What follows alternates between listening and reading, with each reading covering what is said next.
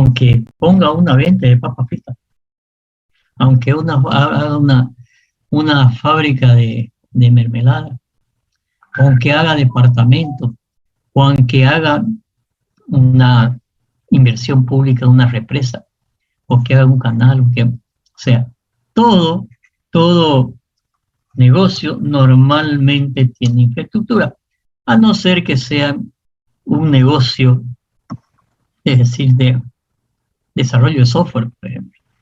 Infraestructura no necesita. Capaz alquilar una oficina, o capaz ni eso, ¿no es cierto? Desarrollo software en mi casa y vendo software. Pero cualquier otra inversión sí requiere de infraestructura. No podemos dejar de manejarnos sin infraestructura. Y todo el tema de infraestructura, obviamente, lo manejan los ingenieros civiles. El estudio de inversión, ¿no es cierto?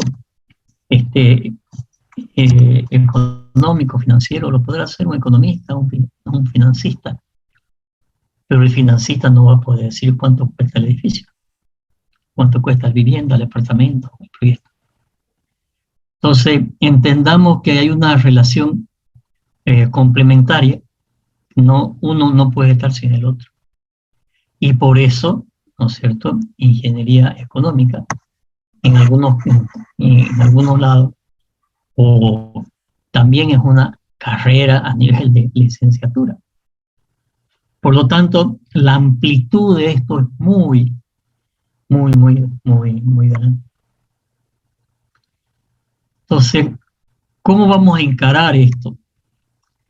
Vamos a encarar en que yo he hecho, como les decía, es primera vez que yo doy la materia, aunque sí he hecho bastantes proyectos de inversión, pero como materia.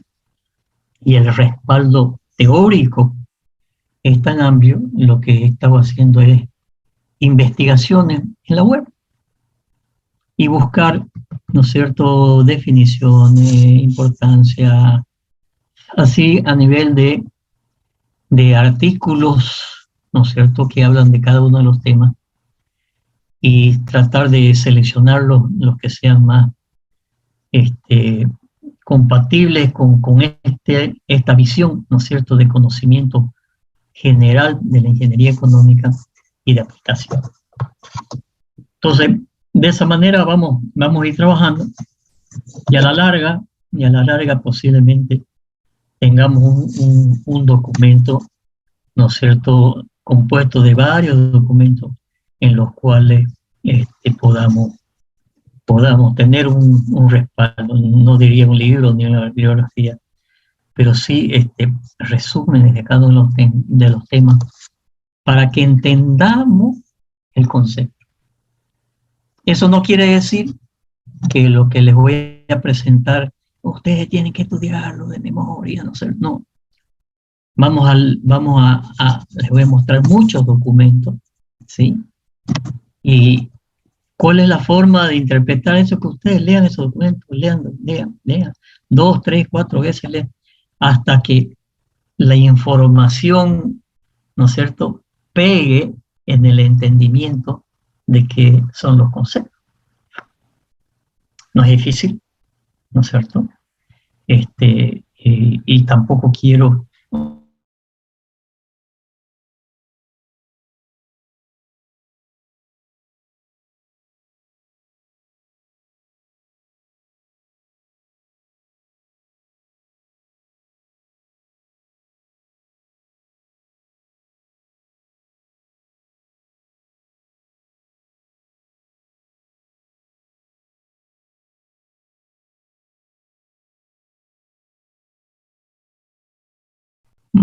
diferentes opiniones.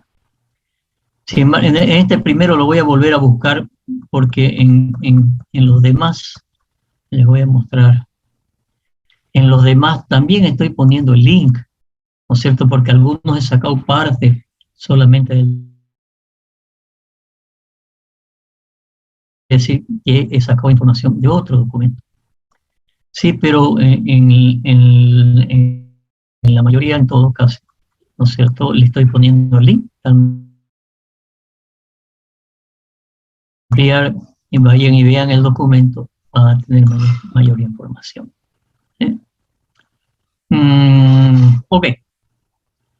¿Qué es la ingeniería económica? Es la que se encarga de calcular elementos. Este concepto lo vamos a ver, ¿no es cierto? Bastante temas monetarios, dinero, plata. ¿En dónde? En los ingenieros civiles. Para que conseguir que una empresa sea altamente beneficiosa. ¿Sí? Beneficiosa y competidor en el mercado. Y en ese mercado, ¿cuál? El mercado económico. La misión de la ingeniería consiste en balancear los convenios de manera más económica. O sea, qué gasto, ingresos y egresos y cómo se optimizan los recursos, ya sea de una empresa, ya sea de una industria o ya sea de una empresa que hace un proyecto. En nuestro caso, si nos referimos expresamente a la ingeniería civil, ¿qué hace el ingeniero civil? Y hace cálculo. Y empresas constructoras que construyen. Pero la construcción de una empresa constructora puede estar en el ámbito de que se dedica a construir, es una empresa constructora que la contrata. Entonces, ¿qué será su ingeniería económica de esa empresa constructora que lo único que se dedica es a construir para algún inversionista? Entonces tendrá que ver la ingeniería económica dentro de sus procesos de balancear ingresos con egresos. ¿Para qué? Para ser eficiente en su construcción y tener mayores beneficios. Sin embargo, si es una empresa constructora que hace construcción y vende, se convierte en inversionista y en constructor. Entonces ahí tiene que ver toda la otra parte que corresponde al negocio de vender, al negocio inmobiliario. Entonces, ¿cómo hago como empresa constructora? ¿No es cierto? ¿Para qué? Para sacarle el mayor rédito a qué cosa, a un metro cuadrado de construcción. Les decía la clase pasada, ¿no es cierto? Hay calculistas, ¿no es cierto? Que viene y hace un cálculo y el ingeniero cálculo le mete edificio y lo calcula, lo modela, lo mete al CPCAD, ¿no es cierto? Y calcula y dice, acá está, listo, ya estamos. Después le voy a mostrar algunos casos de cálculo, de cómo, ¿no es cierto?, diferentes cálculos me dan resultados económicos diferentes. Le pongo un caso. Viene un inversionista y dice, mire, yo quiero hacer este proyecto. Muy bien, haga este proyecto. Aquí tengo el proyecto arquitectónico. Ingeniero, calcúlemelo. ¿Y el ingeniero qué hace? Cálculo. Y posiblemente no se preocupa por el tema económico. Y voy a ser más específico. Y hay que calcular la fundación. Al calcular las fundaciones, ¿sí? Yo puedo hacer una fundación con base aislada. Obviamente hasta ciertas alturas, después de la base aislada, no son económicas.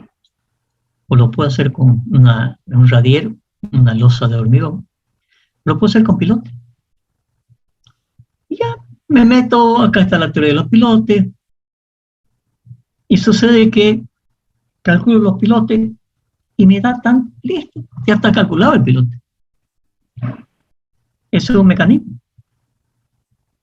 Yo trabajé 6 años en la empresa, una empresa que es la empresa más grande de fundaciones, que es Incotec, que hasta el año 2012 en esta ciudad, en este país, hacían pilotes excavados con bentonita. Y esta empresa se trajo unas maquinarias espectaculares, ¿no es cierto? Maquinaria, no sé, $1 millón y medio de dólares. Trajo 3 máquinas. Y hoy las fundaciones, ¿no es cierto?, los grandes edificios se hacen con esas máquinas, ¿sí?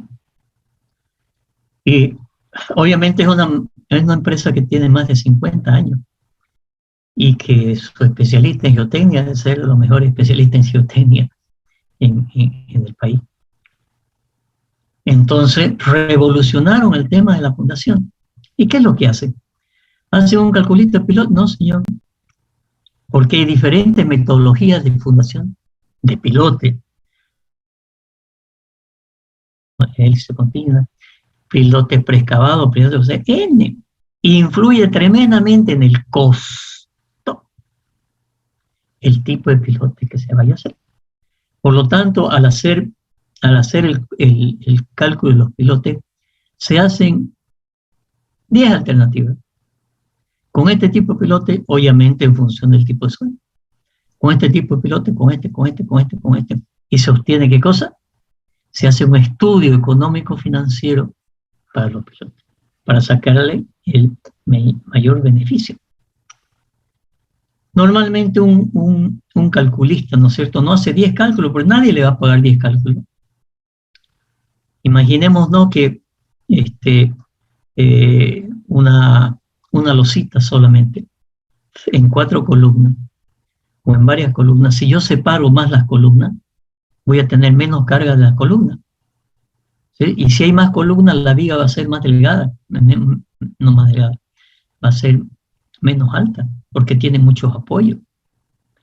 Sin embargo, si yo separo mucho las columnas, ¿sí?, la viga va a ser más grande. ¿Dónde está el punto de equilibrio económico? ¿Dónde? Si yo no hago 10 cálculos, yo no sé. Por lo tanto, el ingeniero, y tampoco le van a pagar 10 cálculos, bueno. Después le voy a mostrar yo este tema de optimización económica de diseño de ingeniería que hemos realizado bastante. De cómo, ¿no es cierto?, hacer optimización para hacer 10 cálculos. ¿Sí? ¿Y por qué es difícil hacer 10 cálculos? En el sentido de que yo tengo que hacer un cálculo y voy a hacer un cálculo, voy a utilizar un software para dibujar y modelar. Voy a tener un software para hacer el cálculo. Voy a utilizar otro software.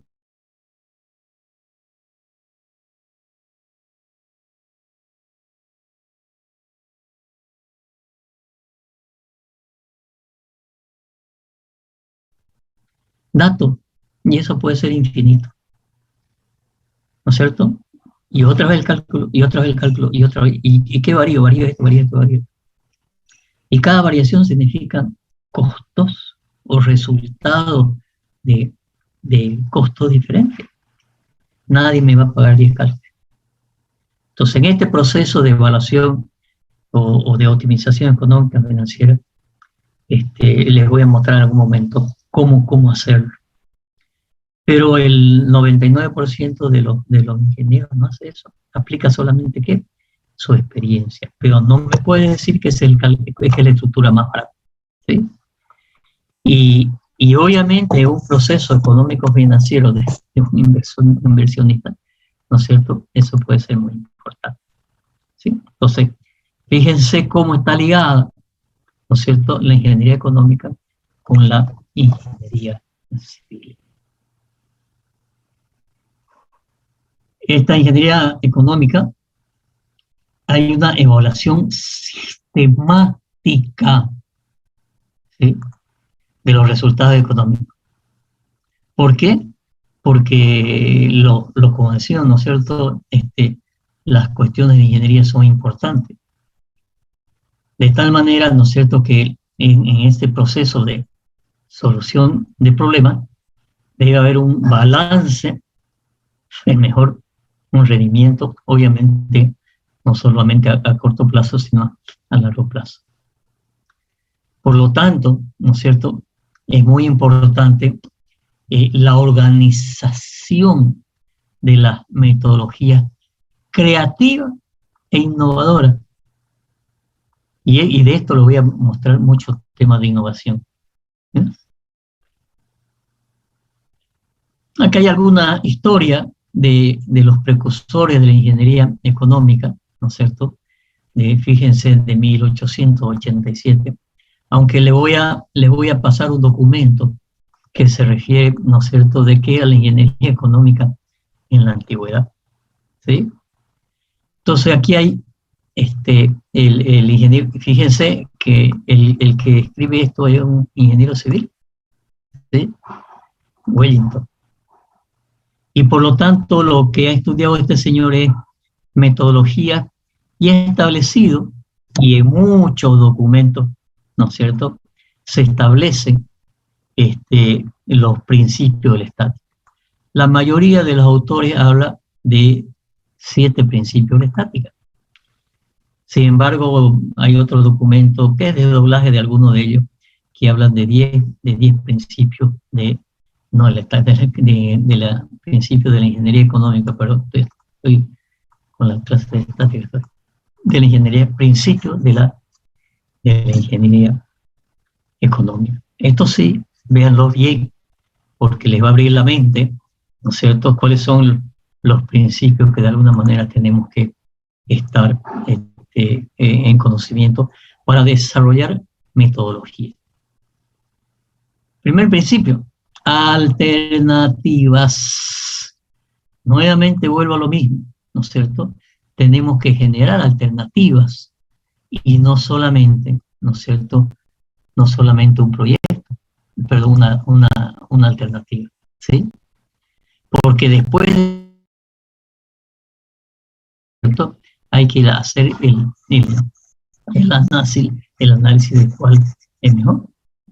Entonces, vamos a ver incluso en el desarrollo ya de problemas cómo se plantean las alternativas. Y ahí les voy a dar una metodología de evaluación matemática. Obviamente yo lo manejo todo esto en Excel, aunque obviamente hay mucho software sobre evaluación económica financiera del proyecto. Pero a mí me ha dado muy buen resultado hacer mis propios programas en Excel.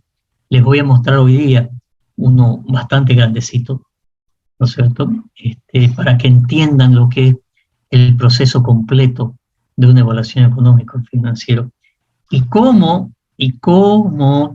se puede manejar alternativas con metodologías matemáticas, ¿no es cierto?, de optimización.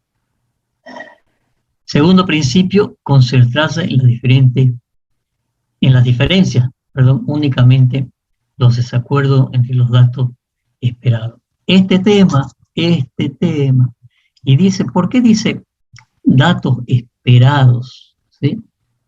¿Por qué dice datos esperados? Dice datos esperados porque, como les decía en la clase anterior, yo lo que voy a construir lo puedo magnificar bastante bien. Puedo saber cuánto cuesta. Pero el manejo del proyecto, hablemos de departamento. Si yo voy a hacer un proyecto de departamento, ¿qué va a pasar en el futuro? ¿Cuándo lo voy a poder vender? Es futurología. Entonces, ¿cómo se maneja esa futurología? ¿Por qué? Porque es los aspectos más importantes. Si yo hago un proyecto de inversión de departamento, tengo que recuperar la inversión. Yo conozco proyectos aquí, por alguna razón, con mucha demanda de oficina, pero conozco un edificio que está bastante bien ubicado y no ha podido vender. Entonces, el análisis de cuáles son los datos esperados, ¿no es cierto?, y es lo que se llama el estudio de mercado, que vamos a ver después, ¿sí? Entonces, ese balance, ¿no es cierto?, tiene que tener algo que es muy importante, la toma de decisión. Y aquí en este capítulo tenemos una parte de este capítulo que solamente habla de la toma de decisión. Y eso es, ¿no es cierto?, nuevamente la toma de decisión en función de alternativas y en función de los datos esperados. El tercer principio, ¿sí?, la consistencia de resultados posteriores. ¿De qué? De las opciones que estoy tomando con las decisiones económicas que se tienen que tomar. Y dice que esto se debe tomar, ¿no es cierto?, a partir de una perspectiva. Entonces, nuevamente estamos la perspectiva. Entonces, oye, yo tengo plata y quiero hacer un edificio. Entonces, no me puedo apartar, y esto es muy importante, de la realidad nacional. Es internacional. Es internacional. ¿Cuánto cuesta una tonelada de fierro? Antes de la pandemia estaba en $800 la tonelada de fierro. Y después empezó a subir. Y empezó a subir, y empezó a subir, y después empezó a bajar. Pero sucede que tengo que tomar en cuenta, ¿no es cierto?, qué es lo que va a pasar en el mercado.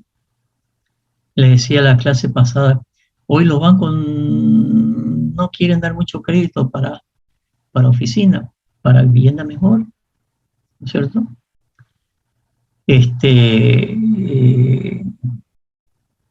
Las condiciones externas son muy, muy importantes. En los años, a ver qué año era, 2008, no. El fierro se fue, la tonelada se costó $3.000 la tonelada. ¿Por qué? Porque la China empezó una gran expansión y empezó a comprar todo el acero del mundo. Y en el tema de acero hay un monopolio muy importante, ¿sí? ArcelorMittal es una de las que tiene la mayoría del monopolio casi a nivel mundial. Y por lo tanto, esa perspectiva de que la China empezó a crecer tremendamente y comprar fierro de todos los lados, obviamente nuestro vecino Brasil, que produce fierro, ¿qué hizo? Le vendió toda la China, pues, ¿no?, lo que exportaba. Ah, Bolivia, ¿vos querés? Ah, me pagás tanto. Porque le estaba comprando la China cualquier cantidad.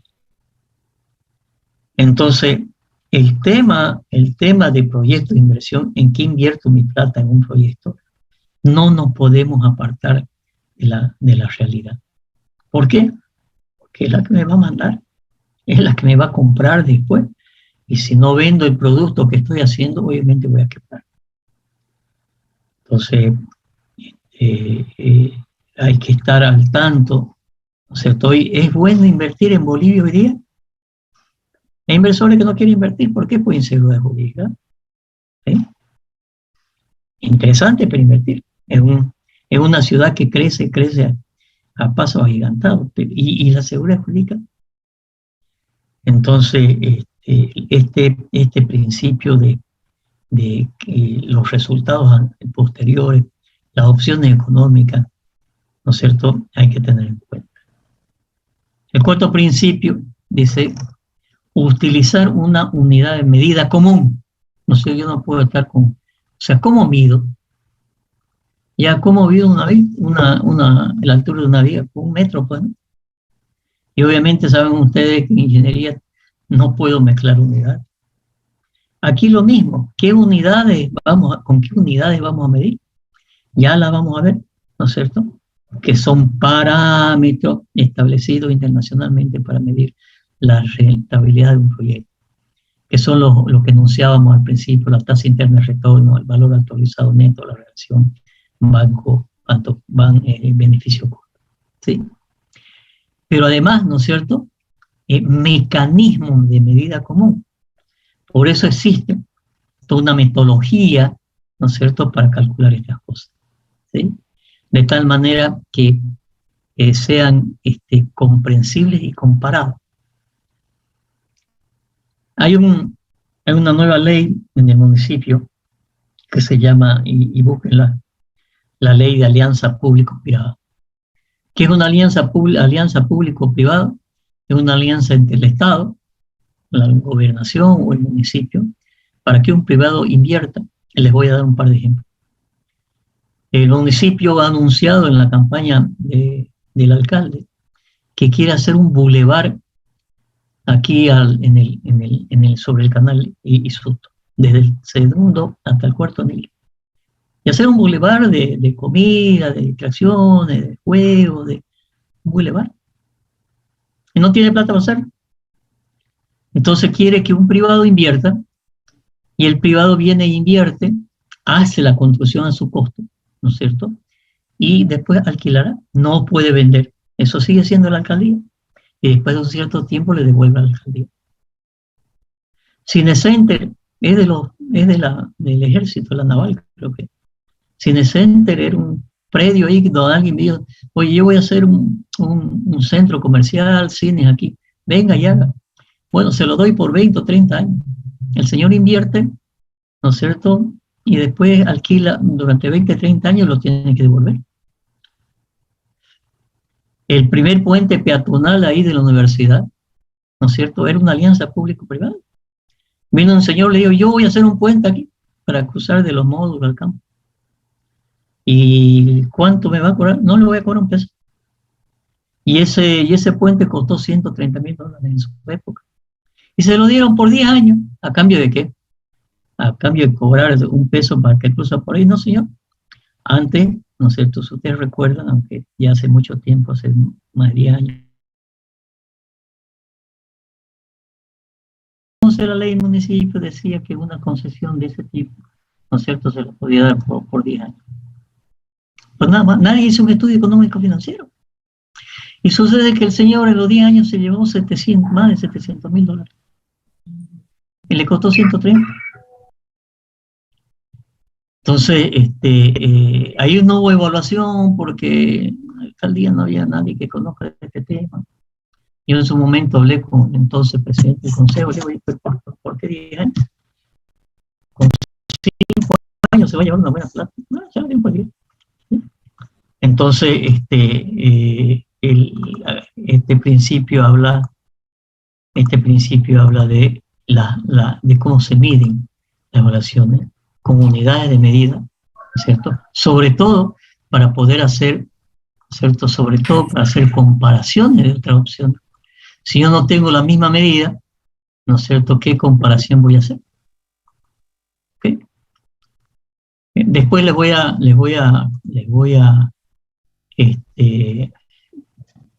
un proyecto interesante para, ¿sí? Adelante. Ok. Siguen entrando. Quinto principio. Tomar en cuenta los valores relevantes. La toma de una buena decisión necesita uno o más razonamientos. Este razonamiento lo digo. ¿Sí? No es cualitativo.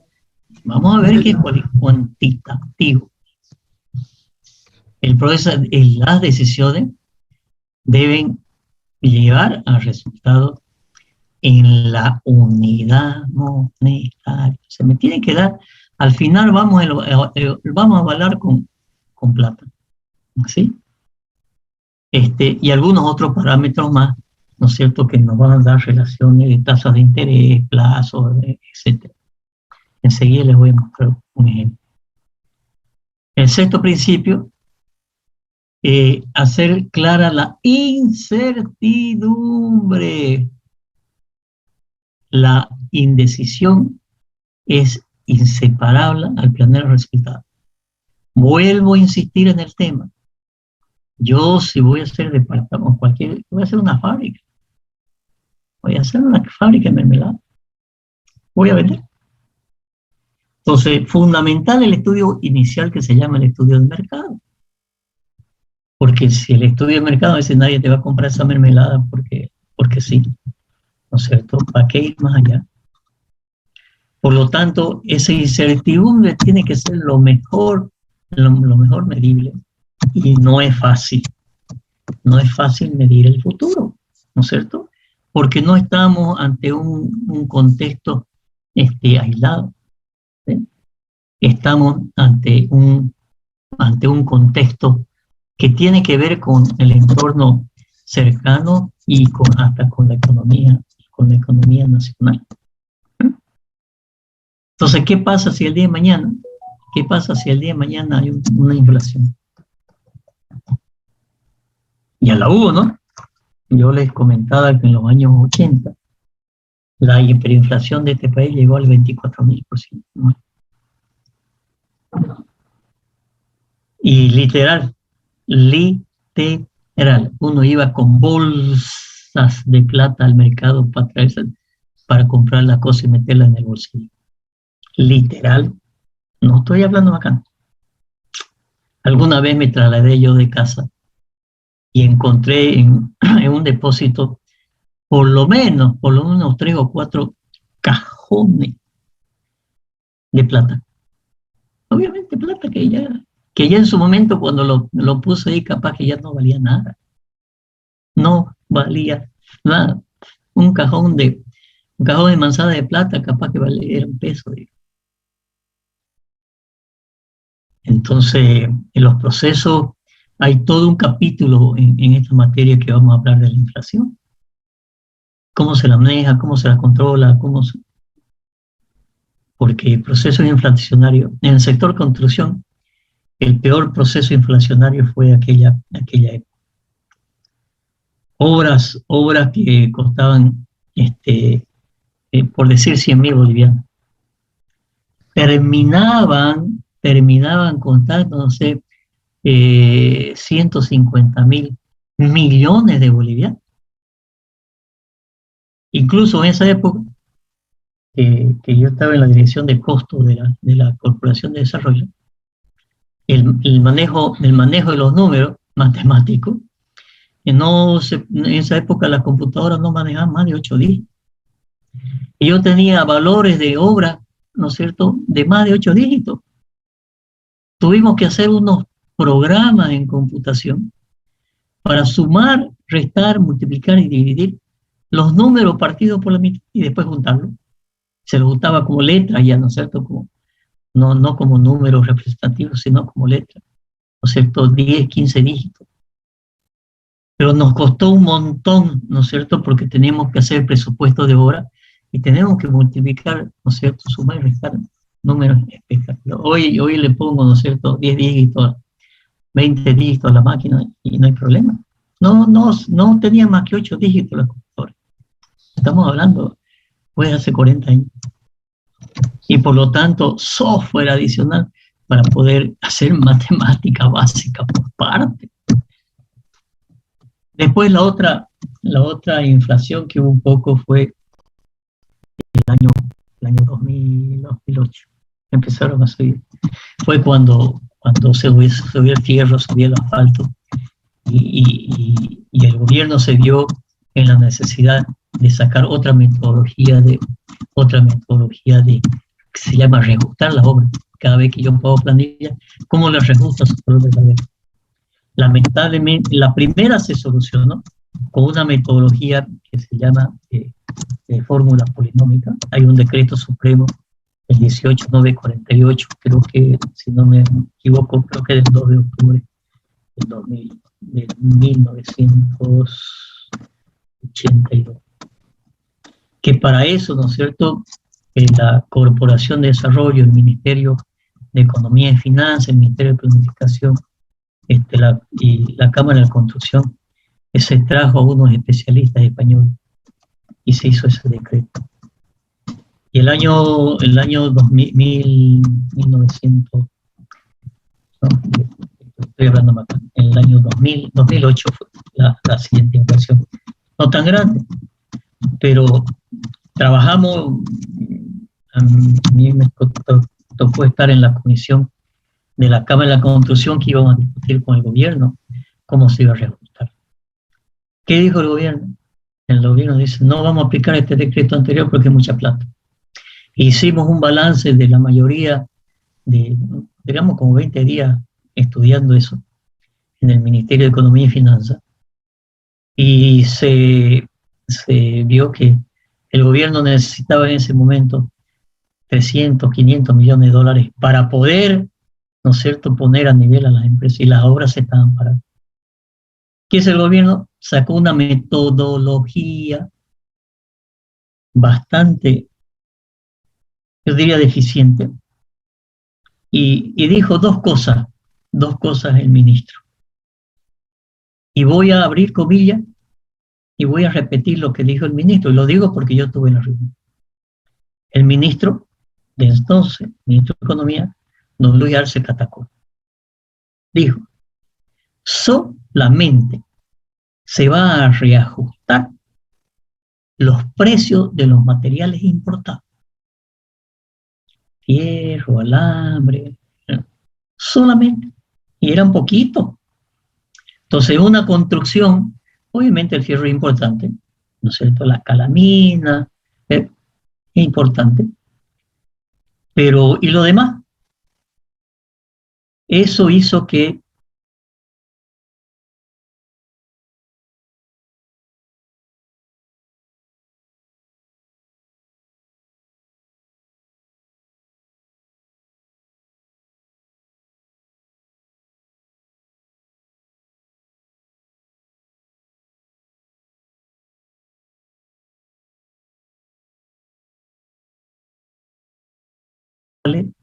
¿no es cierto?, una especulación del sector privado del país.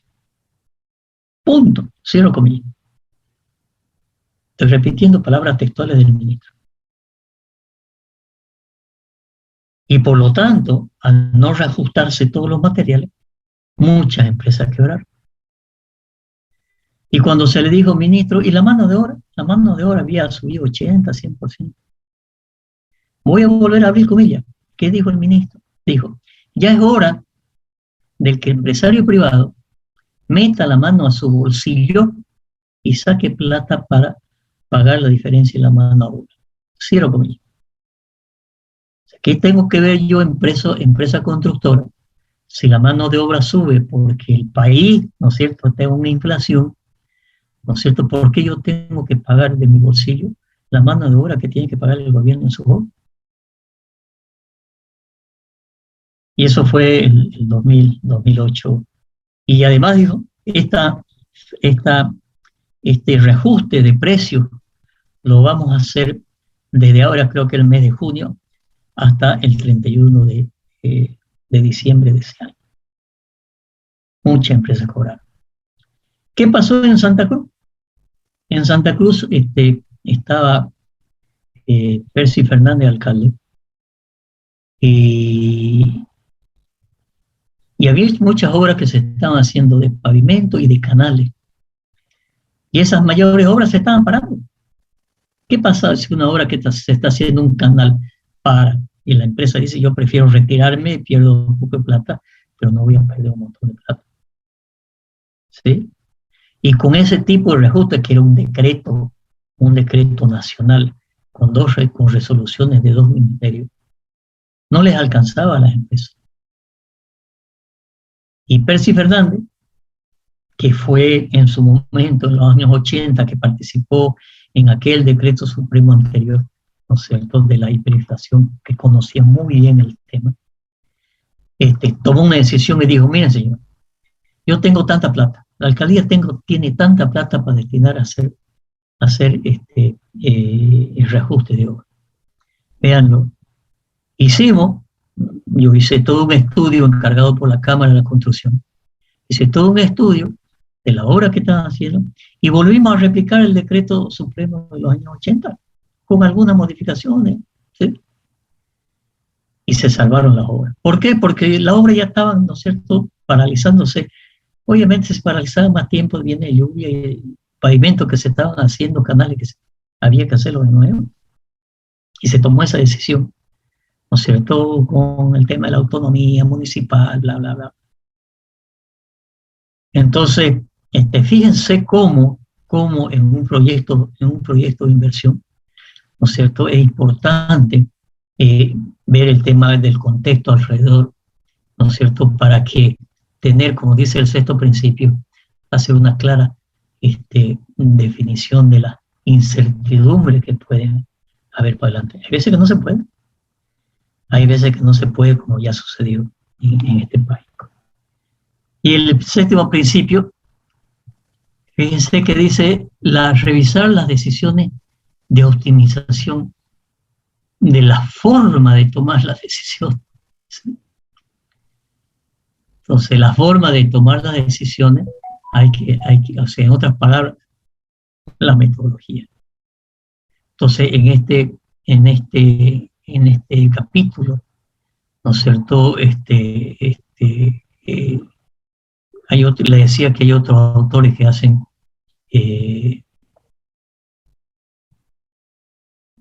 más principios. Uno que hace 10, otro que hace 11, pero esto es base.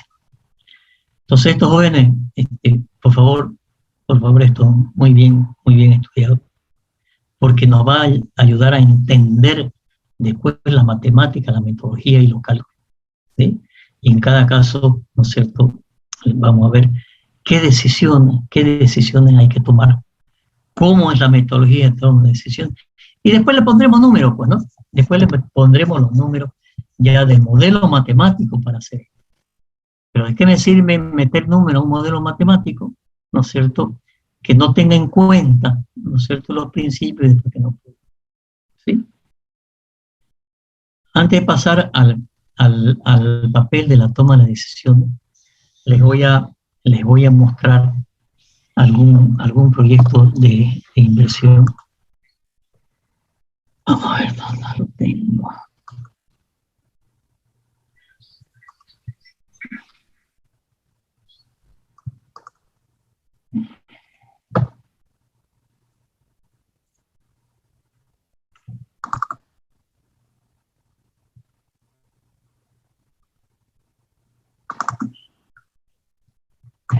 Esta es una evaluación, este es un proyecto muy grande,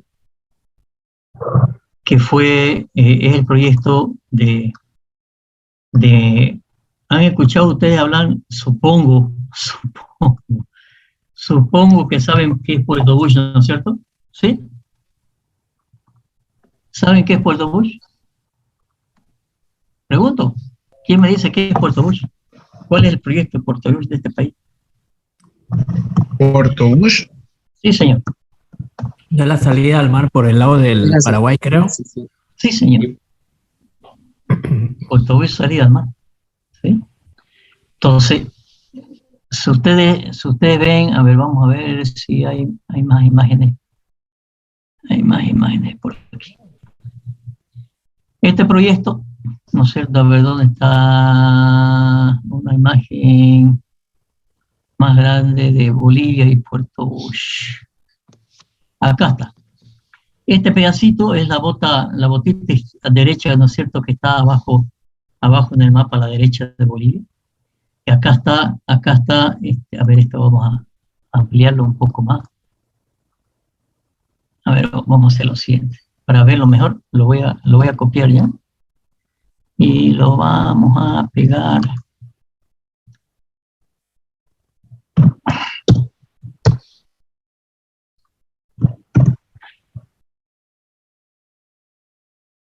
Y lo voy a ampliarlo.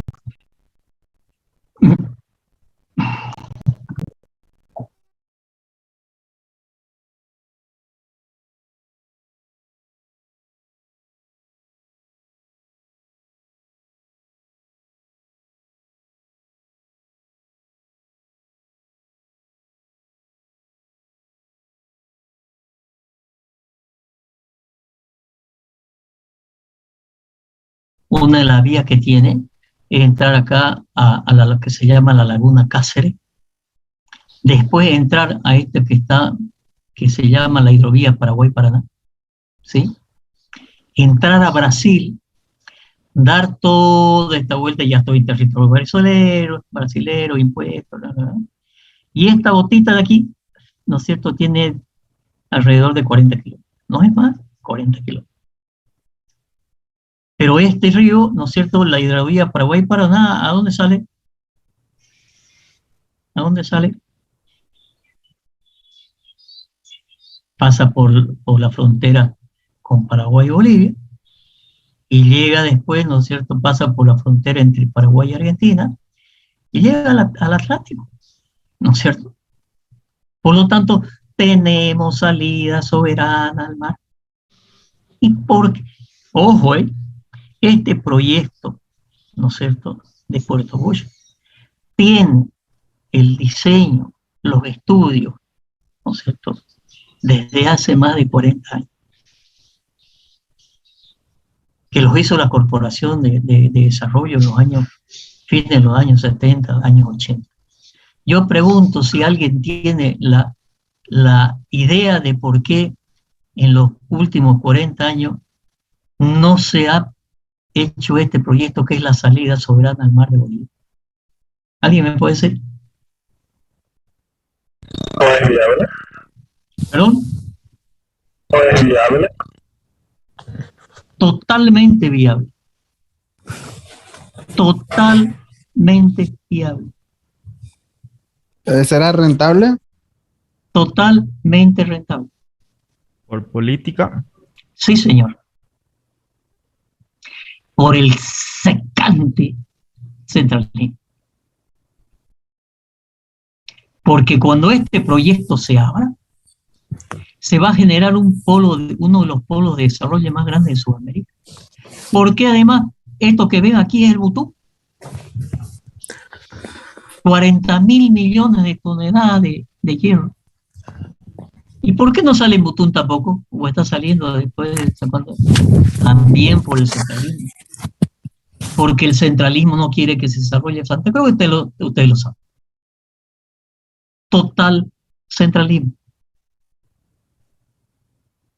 Gobierno central. Centralismo. Totalmente centralismo. No quiere que se desarrolle el Oriente. Porque se va a vaciar el resto del país.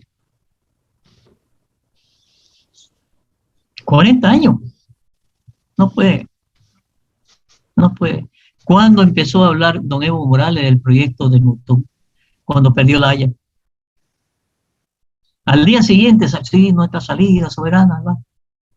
Y este proyecto es, ¿no es cierto?, ¿qué cosa? Este es un proyecto de un ferrocarril. Antes de llegar a Puerto Suárez, creo que son 15 kilómetros antes, se desvía una vía férrea, pasa por Mutún, para exportación, ¿no es cierto? Y esto se llama el proyecto Motacosito-Puerto Bush. Motacosito-Puerto Bush. Un ferrocarril más el puerto. Aquí hay unos puertos, hay un puerto, unos Dolphins, ¿no es cierto?, de la naval que está ahí, y este camino, ¿no es cierto?, es transitable 6 meses al año como está ahorita. Y hasta el estudio, hace 3, 4 años que está el estudio de qué, del camino o del ferrocarril. Y se hizo una alianza público-privada que propusieron un grupo de empresarios de Santa Cruz. Ese proyecto costaba en su momento, ¿cuánto? Creo que eran, ahorita lo vamos a ver, 300, 400 millones de dólares. El puerto y el ferrocarril. Y en la época de bonanza de este país, donde se han hecho proyectos de 200, 300, 1.000 millones de dólares. No lo hicieron. En el gobierno de Evo Morales, cuando entró Morales en el 2006, ¿sí?, se había hecho ya toda la licitación en concesión, como les digo, de un grupo de empresarios cruceños que tienen tierras por aquí, para hacer el puerto del ferrocarril. Ese puerto y el ferrocarril andaban 300, 400 millones de dólares. ¿Sí? Se tenía que presentar las propuestas a presentarse, si la memoria no me falla, el 24 de abril del 2006. Una semana antes, don Evo Morales lo canceló. ¿Por qué? Porque eran privados. Así es sencillo. Después, yo lo tengo, el estudio hecho por unos españoles, ¿no es cierto?, de un nuevo proyecto de ferrocarril del puerto. Por alguna razón conseguí información y decía que solamente iba a ser para empresas chinas. Y lo licitaron la primera vez por 500 millones de dólares. Y no salió. Después licitaron por 1.000 millones de dólares. Estoy hablando con respaldo de documentación. Y ahí seguí, porque la China le ofreció 7.000 millones de dólares para hacer el proyecto. ¿Qué proyectos había en esos 7.000 millones de dólares? Motacosito, Puerto Bush, la represa Río Grande y Rosita, ahí en Abapó, otro proyectazo que va a generar 500 megas, 500 megas, ¿sí? ¿No es cierto? Más o menos la mitad de lo que necesita el país, una represa de 160 metros de altura que va a regar, creo que son 150.000 hectáreas de las mejores tierras. Otro proyecto de los años 80 que el gobierno no quiere hacer. ¿Sí? Y el otro era el hub aeroportuario Virubiru por 300 millones de dólares. Y otro, bueno, de todos esos proyectos, ¿no es cierto? No se ha hecho ninguno. Y era solamente para empresas chinas. Entonces aquí tenemos salida soberana al mar. ¿Eh? Y este proyecto, ¿no es cierto? Cuando se estaba haciendo el proyecto del ferrocarril, a mí me encargó ese consorcio que se estaba presentando esto, que le costó a ese consorcio para hacer los estudios que lo hizo el consorcio, 5 millones de dólares se le gastaron en estudios. A mí me tocó hacer el estudio económico financiero, que es el que les voy a mostrar rápidamente porque es muy grande. ¿Sí? Esto está, ¿no es cierto? Voy a agrandar un poco.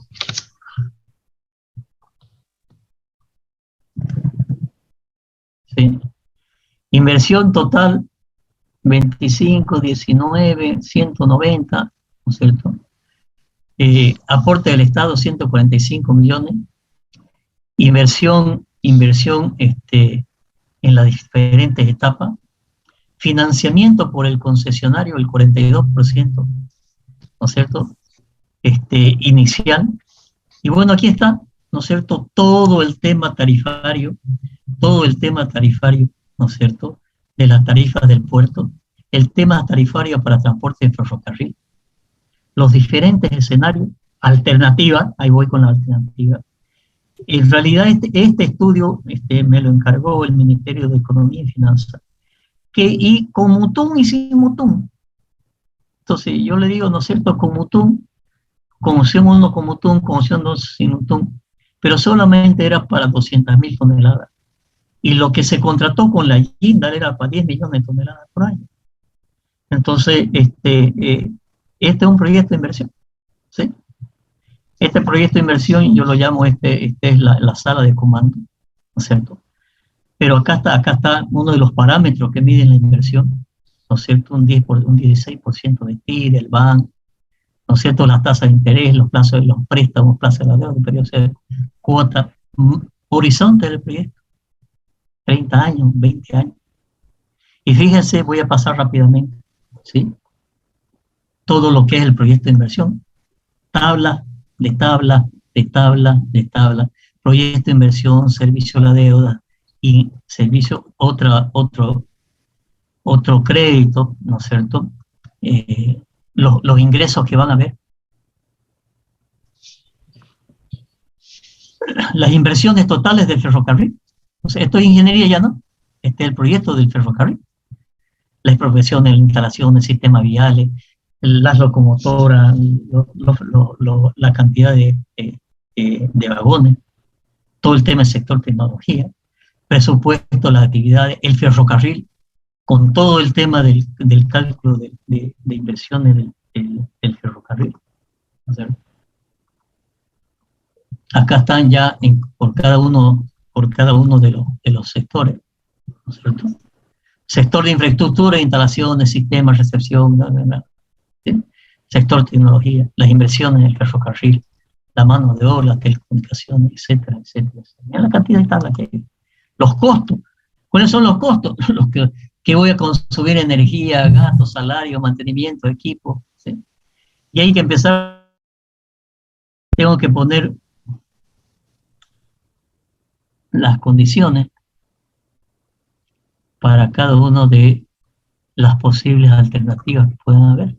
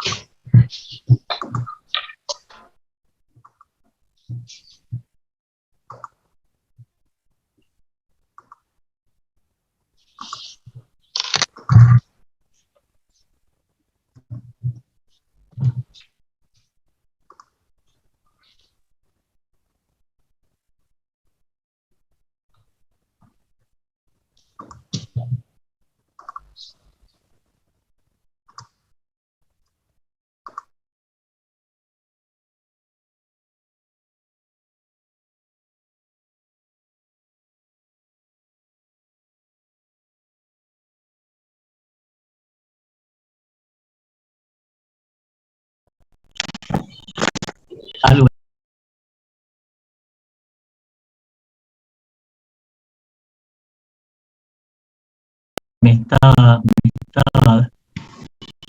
verdad que tengo que reinstalar todo el Zoom. Dele al icono del Zoom de abajo en su barra de tarea.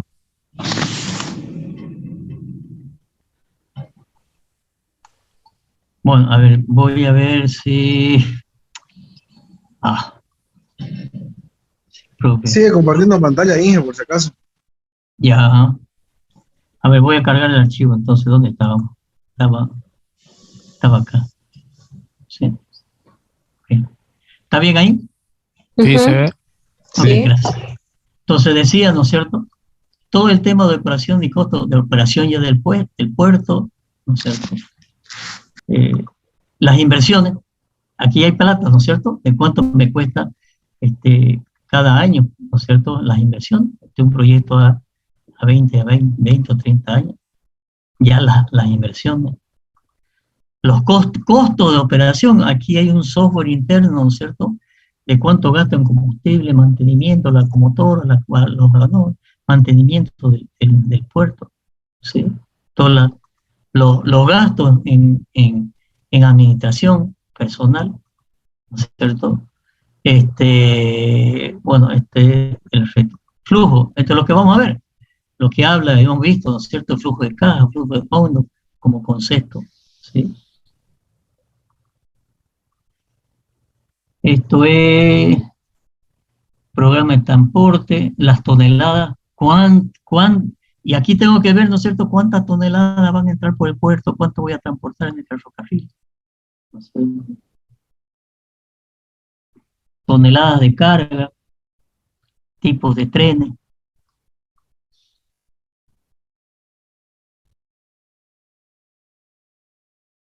Vagones, carga, portes, trabajos esperados. O sea, no sé, serán 20, 40 tablas que están entrelazadas entre sí.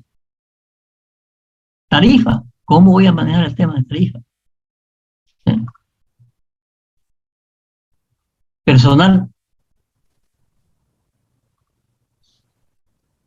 Bueno, eso es otro cálculo, ¿no es cierto? Tipos de carga, tarifas iniciales, tarifas redondeadas, ajustes, todo el tema de garantía, ¿sí? Calificación de los servicios de la deuda. Yo me estoy prestando 86 millones de dólares, ¿no es cierto?, a tal tasa de interés, ¿cuánto tengo que pagar por año? Entonces, si se dan cuenta, ¿no es cierto?, este es un proyecto de inversión, donde al final, yo tengo aquí los resultados, donde al final, ¿no es cierto?, tengo que saber cuánto es la tasa interna de retorno, y tengo que saber cuánto es el valor actualizado neto, ¿sí?, en función del horizonte del proyecto. Normalmente un economista, ¿no es cierto?, después hace variaciones, lo que se llama análisis de sensibilidad. ¿Qué pasa si sube la carga? ¿Qué pasa si no hay carga? ¿Qué pasa si... Yo lo que he hecho es un software muy, muy completo, donde ustedes ven cada una de estas flechitas, yo cambio condiciones. ¿Qué es eso? Las alternativas, ¿no es cierto? ¿Por qué? Porque si, por ejemplo, la devolución de plata que me va a prestar, que va a poner el Estado, me la va a poner y la tengo que devolver durante 15 años. Pero ¿qué pasa, no es cierto, si yo la devuelvo en menos tiempo? ¿Qué pasa? Una cosa interesante que me pasó aquí, la rotación de los trenes. Eso yo puedo hacerlo, ¿no es cierto? Son 180 kilómetros, no me acuerdo bien. Pero sucede que la rotación de los vagones me incidía en la rentabilidad tremendamente. Entonces tuve que sensibilizar, ¿sí?, en ir y volver. Entonces aquí yo muevo esto, ¿no es cierto? Y fíjense, si tardo más, ¿no es cierto?, se me baja la rentabilidad de la tasa interna de retorno. ¿Qué pasa, no es cierto, si el plazo o el horizonte del proyecto, y esto fue uno de los temas que más me costó, porque yo al economista le voy a decir, bueno, fíjense acá, evaluación del proyecto. Este proyecto, ¿no es cierto?, yo lo tengo en este momento proyectado, ¿no es cierto?, a 29 años, ¿no es cierto? 29 años, ¿no es cierto?, del proyecto. Y aquí están, fíjense, los ingresos del puerto, los ingresos flotador, los egresos corrientes, los gastos corrientes, operativas, financieros, aportes, depreciaciones, garantías, etcétera, para llegar a un flujo de caja que se llama. Y sobre este flujo de caja se aplican esos términos o parámetros para evaluar. Sucede que yo le digo al economista, oye economista, este proyecto yo lo quiero a 20 años. ¿Qué va a hacer el economista? Va a agarrar todas las tablas y tiene que reducir todas las tablas y hacer el proyecto a 20 años. Lo que yo le llegué a hacer es decir, ¿qué pasa a 20 años? Clic, enter. Se me bajó la TIR, ¿no es cierto?, al 13%. Pero fíjense, evaluación del proyecto, ¿sí? ¿A cuántos años está? A 20. O sea, he hecho un acordeón automático, ¿no es cierto?, a los años que yo quiera. La verdad que costó bastante esto, pero hoy tengo un modelo, ¿no es cierto?, económico-financiero, para hacer estos análisis, y estos análisis en realidad son alternativas, ¿no es cierto? Entonces, una tasa de interna de retorno a 20 años, al 13% es muy baja. Yo no me animo a hacer este proyecto. ¿Y qué pasa si lo hacemos a 30 años? ¿Sí? Pero, ¿qué pasa si lo hacemos a 30 años? La tasa se me subió al 15, todavía va. Entonces, aquí empieza a hacer análisis, ¿no es cierto? A ver, ¿qué pasa si la variación de carga aumenta un 15%? Ya estoy en un 16 de TIR. Pero ¿qué pasa si una de esas, a ver, ¿qué otra? Variación de la inversión. En una de esas me cuesta más cara las inversiones. Y le voy a decir, ¿no es cierto?, que las inversiones salieron más caras, un 12%. Se me vuelve a modificar la TIR. Y aquí tengo todos los gráficos de ingresos, contra ingresos, dónde tengo hueco, dónde no tengo hueco. No sé.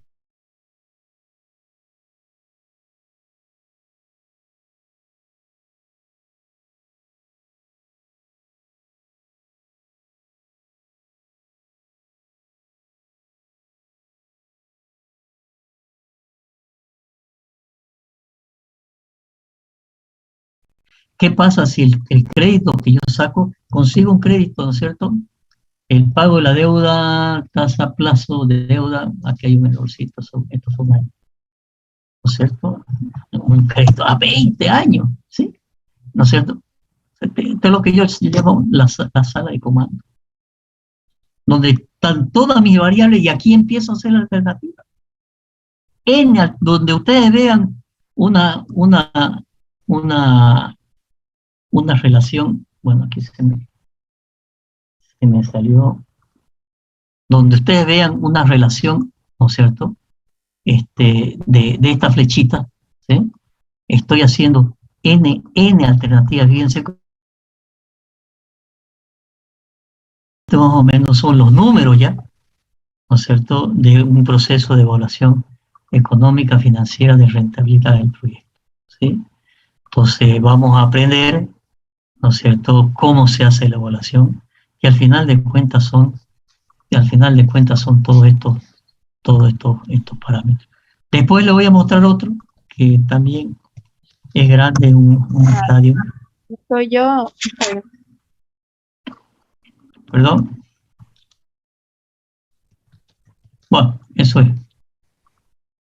Quería mostrarle para que tengamos idea de cuáles, ¿no es cierto?, los números y qué es los datos que tenemos que tener. Fíjense, ¿no es cierto?, que cuando yo hablo, a ver, le voy a mostrar el servicio de la deuda, carga de ingresos, inversiones, costo de operación, costo ajuste. Yo tengo que saber año por año lo que voy a gastar. Y decir, voy a gastar esto en los próximos 30 años. Yo puedo saber cuánto cuestan las inversiones ahorita, ¿no es cierto?, porque eso es ingeniería. Pero, ¿cuánto voy a recibir el día de mañana? ¿Qué cantidad de carga va a haber? ¿Cuánto va a costar la carga? ¿Cuánto va a costar el combustible el día de mañana? ¿Cuánto va a costar el sueldo? El día de mañana, estamos hablando del día de mañana, y no es mañana, ¿no es cierto? En 24 horas, estoy hablando de 20, 30 años, si un proyecto, ¿verdad? Entonces, muchos dicen la futurología, muchos dicen, pero bueno, así es, ¿no es cierto? Así es el tema. Obviamente, hay gente que hace negocio, no sabe nada de esto y tiene olfato por el negocio, no hace un solo número y dice, no, esto es negocio, y pone un patio de comida y le va bien. ¿Sí? Ok, voy a salir de aquí. Ahora les voy a mostrar, lo vamos a ver con detalle, ¿sí? Les voy a mostrar el ciclo de proyecto de lo que hay que hacer, ¿sí? Para que entendamos la mecánica y la metodología del proceso, del circuito completo del proceso, ¿ya?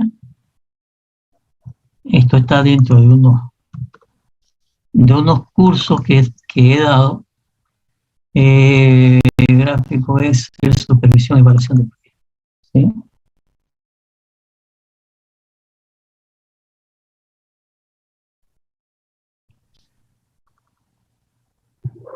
Sí, este es un curso que está dirigido a evaluación económica y financiera de proyectos de ingeniería civil, de inmobiliario, ¿no es cierto? Esto ya hace un año que lo he dado dos o tres veces ya este curso. ¿Qué quiero mostrar?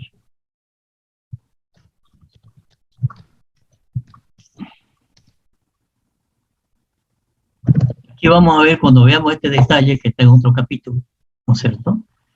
Desde qué es el proyecto de inversión.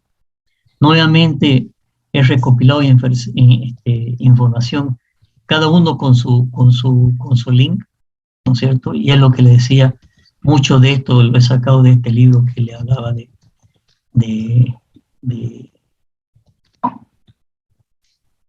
este autor que les mostré ayer.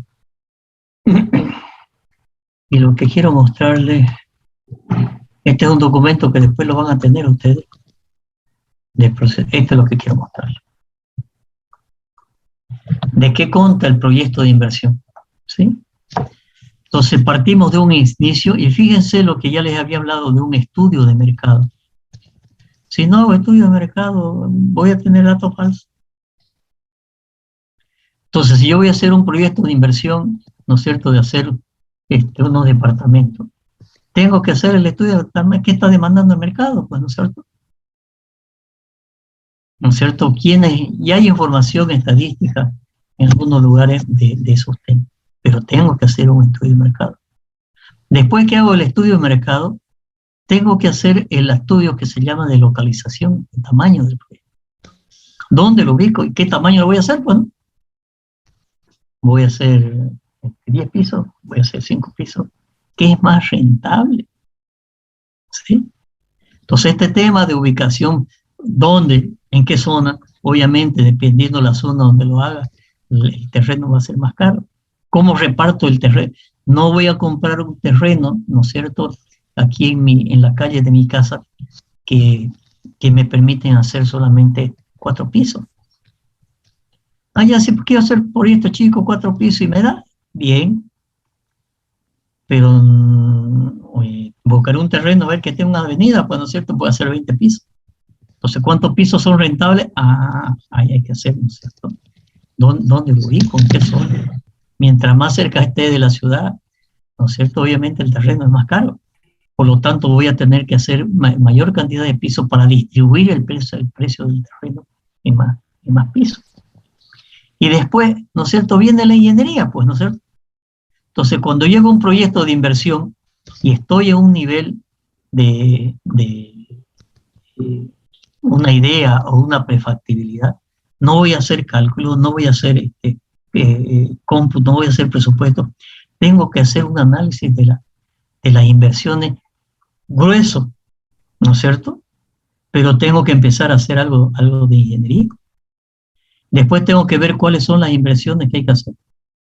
Después de que tengo ya las inversiones, tengo que hacer el presupuesto, los ingresos y los costos. Después tengo que hacer el financiamiento, cómo lo voy a financiar ¿no es cierto? Me voy a prestar plata al banco, o voy a hacer con preventa, ¿cuánto de preventa? Y aquí entro recién a la evaluación económica financiera. Y con todos esos parámetros que hemos visto, ¿no es cierto? Vamos a ver si es rentable. Si no es rentable, tendré que hacer lo que le mostraba los análisis de sensibilidad. Bajo esto, subo esto, lo puedo hacer, bajo la tasa, bajo el tiempo, ¿no es cierto? Y nuevamente hacer la rueda, ¿no es cierto?, de verificar el estudio de mercado, de volver a hacer esto. Y obviamente si es rentable, ¿no es cierto?, yo voy a entrar a hacer la organización del proyecto y obviamente la ejecución.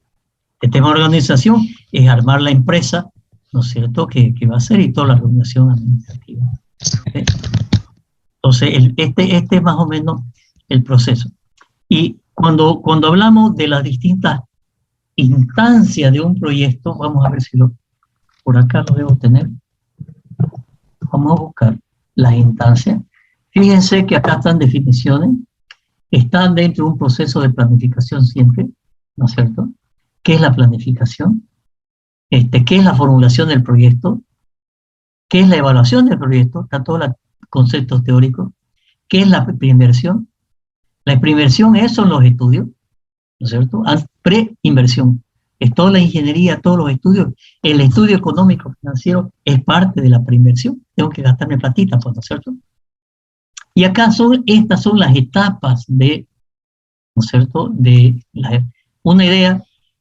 Yo quiero hacer departamento, listo. Ahora tengo que hacer un perfil. Ya tengo que detallar más qué es lo que quiero más o menos hacer. Después viene la prefactibilidad, después viene la factibilidad y recién viene el diseño final de ingeniería. Entonces acá está todos los pasos que hay que hacer. Conceptualmente, qué es la idea, qué es el perfil, cómo se hace, qué es la prefactibilidad, qué es la factibilidad. Acá está la idea, ¿no es cierto?, del esquema de la preinversión. Todo, hasta llegar a la factibilidad, todo esto es preinversión. Certidumbre, costos de preinversión, ¿no es cierto? Mientras más estudios haga, ¿no es cierto?, obviamente voy a tener mejor resultado. Mientras menos estudios haga, tengo que correr más riesgo.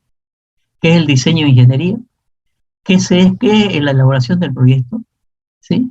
Nuevamente, lo que acabamos de ver, ¿no es cierto?, que es esto. Resumen, estudio de mercado, localización, tamaño, esto que les mostraba.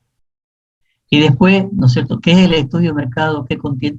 Fíjense que aquí estoy poniendo el contexto del análisis económico global del país. ¿Qué está diciendo el Banco Central? ¿Cuál es la inflación? La economía boliviana está en coma, el mayor se desploma al 7%, está en la época en realidad es de México, ¿no es cierto? Y después un análisis del país. Características, ahora entro ya en el proyecto de inversión inmobiliaria. Son las características, inversiones, costos, índice de costo de la construcción que hay en el INE, el Instituto Nacional de Estadística. Elaboraciones propias de localización del tamaño, ¿no es cierto? Ingeniería del proyecto, estructura de información de los costos. Aquí ya entro ingeniería. Lo que ustedes van a ver también todo el tema de análisis de costos, ¿no es cierto? Y acá está ya ejemplo de costos de obras, integración. Aquí tengo muchos sistemas hechos de presupuestos, sistemas de seguimiento de obra, controles de obra, índice de los costos de la construcción, toda una formulación de los índices de la construcción. He desarrollado un sistema que posiblemente lo pongamos en práctica con la Cámara de la Construcción y la Sociedad de Ingenieros, de hacer índice de costos de la construcción en Santa Cruz. ¿Sí? Las inversiones diferidas, que son los estudios, inversiones, capital de trabajo. Y acá entra en lo que les decía, la optimización económica de diseño y ingeniería. ¿Sí? Bueno, y aquí ya son sistemas de análisis de sensibilidad de costos en obra ya, que he hecho para análisis de precio unitario, para pavimento, ¿sí? Y acá fíjense, la evaluación. ¿Cuál es la evaluación? Lo que dijimos desde el primer día de clase, la tasa interna de retorno, el rendimiento del dinero que vamos a ver, ¿no es cierto?, interés simple, interés compuesto, rendimiento del dinero. Y acá están esta es la matemática, de los parámetros de evaluación económica financiera, con ejemplos matemáticos, ¿no es cierto? TIR, BAN, ¿sí? Y aquí ya después entro a un proyecto de inversión comercial de unos terrenos, y después de un edificio, creo que era de 4 o 5 pisos, para hacer su evaluación. ¿Okay? Entonces, material no va, y teoría nos va a sobrar. Pero la idea en este primer capítulo es mostrarle el proceso, qué es lo que vamos a hacer, cómo se hace, qué es lo que se utiliza, cuál es la matemática, ¿no es cierto? Y ejemplo, después le voy a mostrar un estadio, le voy a mostrar una terminal, le voy a mostrar varios proyectitos de inversión que he realizado. ¿Sí? Esta es la lista. ¿Dónde estábamos?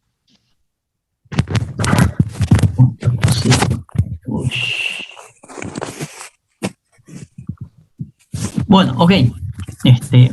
¿Cómo andamos de tiempo? Más justo imposible. Pregunta. No se queden con dudas. Pregunten lo que quieran.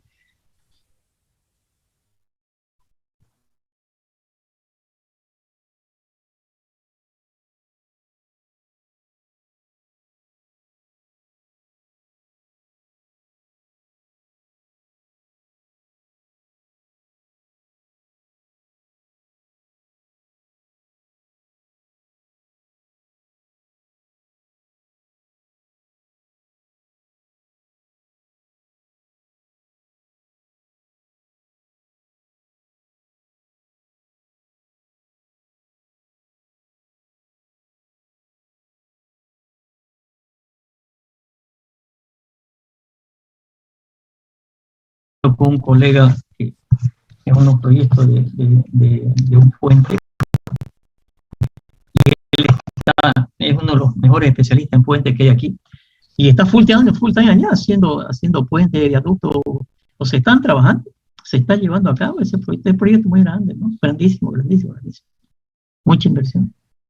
Obviamente es que tendrían que haber hecho todo un estudio económico financiero para esto, pero ese estudio económico financiero debe ser muy gigante, ¿no es cierto? Pero sí están adelantando, están haciendo diseño, están haciendo puentes, están haciendo carreteras.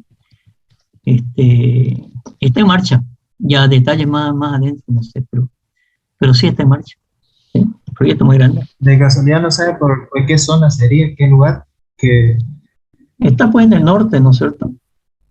Fíjese que también, no es que forme parte del proyecto, pero obviamente lo ha beneficiado tremendamente la nueva carretera Santa Cruz-Guarne, ¿no es cierto? Que pasa por un costado de Biobío. Usted entra a la nueva Santa Cruz en el Google y lo va a encontrar y es inmenso, ¿no es cierto? Está después del parque industrial nuevo, ¿no es cierto? Parque metropolitano. Sí, ingeniero, Parque Industrial Latinoamérica. ¿Cómo, Carlos?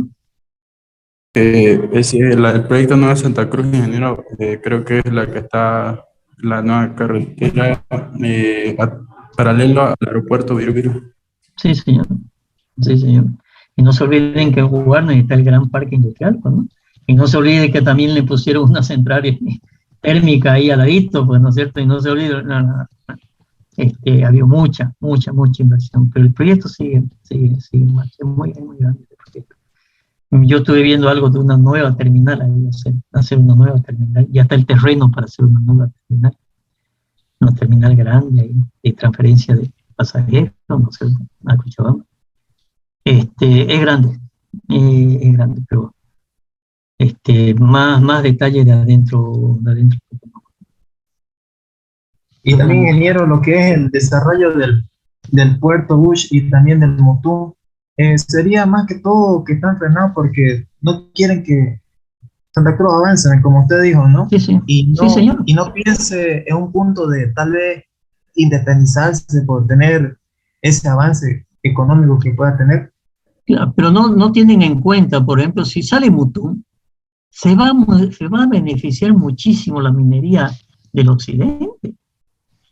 Porque en el occidente hay otros materiales que se pueden hacer alaciones con acero que son de alto costo, pero la mentalidad centralista es increíble. Algún día, No se entiende si por qué no quieren, avanza. si ustedes quieren, algún día yo les puedo hablar mucho. Yo trabajé 3 años. Yo trabajé 3 años y era asesor del ministro de Obras Públicas en su momento, no sé hace cuánto, hace 20 años atrás, digamos. Y trabajar ahí uno ve ese centralismo, pero increíble.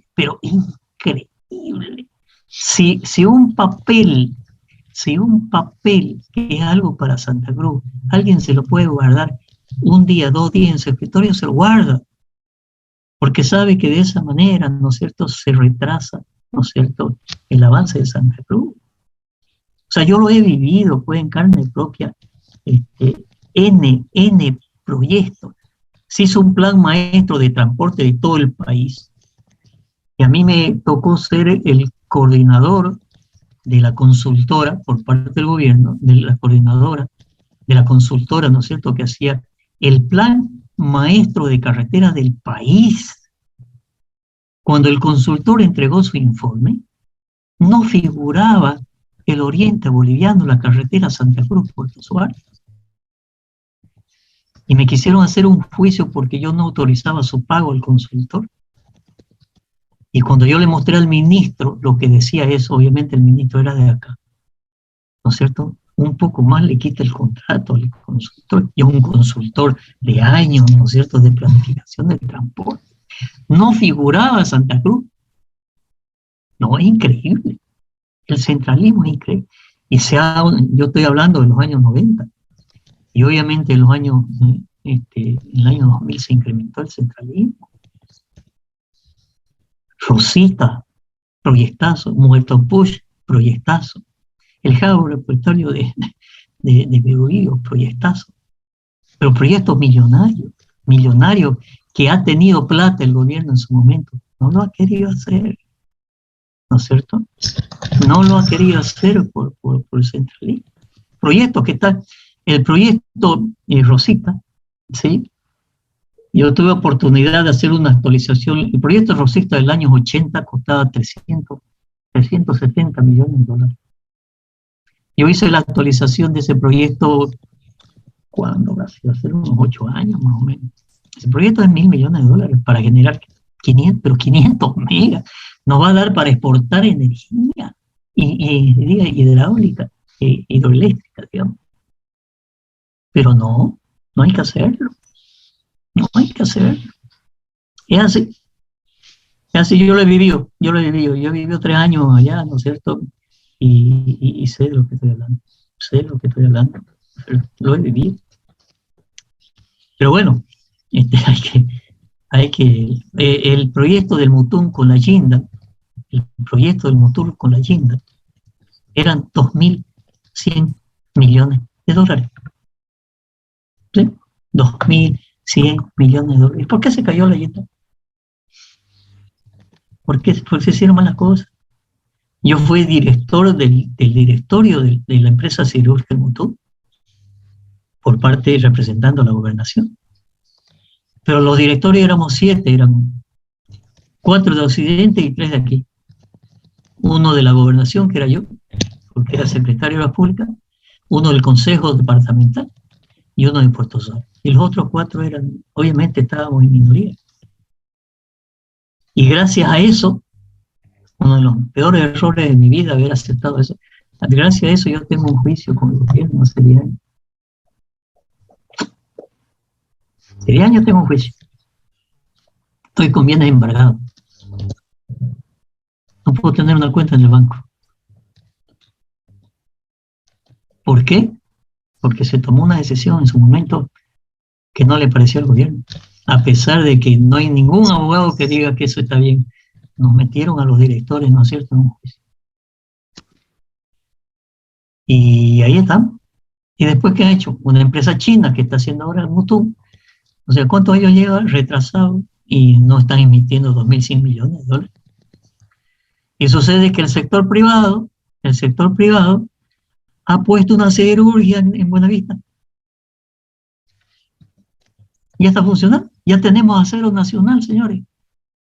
Tenemos acero. Si quieren, en algún momento también les cuento toda la historia del acero nacional y qué significa la economía nacional, qué significan los proyectos de inversión, qué significa la construcción, qué significa con lo que antes se importaba acero, cuánto cuesta la tonelada, ¿no es cierto? ¿Por qué va a subir, va a bajar? ¿Sí? Yo me he metido mucho, incluso hice algún tipo de trabajo para ello. Entonces, ya tenemos una industria nacional que ha costado, creo que son 130 millones de dólares. ¿Por quién? Privado. ¿De dónde? De aquí de Santa Cruz. Y ya tenemos acero de construcción, ¿no es cierto?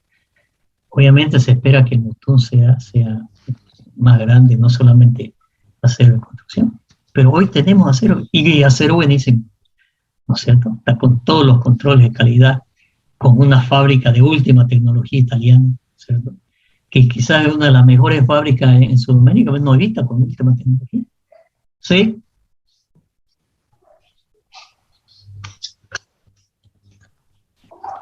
Sí.